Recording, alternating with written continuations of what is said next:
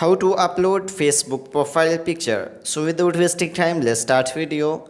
Firstly, open the Facebook application and here you can see profile icon. So just click on it.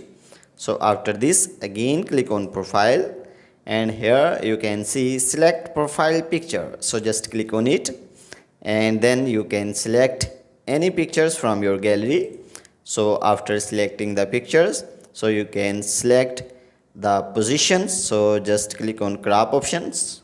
So after this you can adjust the position and size of pictures. So after this, if you want to add any text on the picture, so just click on text. So after this you can see here you can write any text. So after writing the text, you can also change the text color. So after this you can also change the text position. So you can see in this way you can change the text position. So after all setting, so here if you want to add any sticker, so just click on it. So you can add any sticker on your pictures.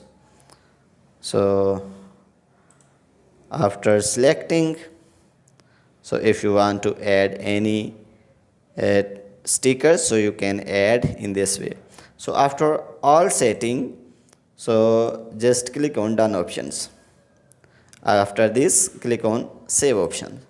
So you can see Facebook profile picture is uploaded. So guys, in this way you can upload Facebook profile picture.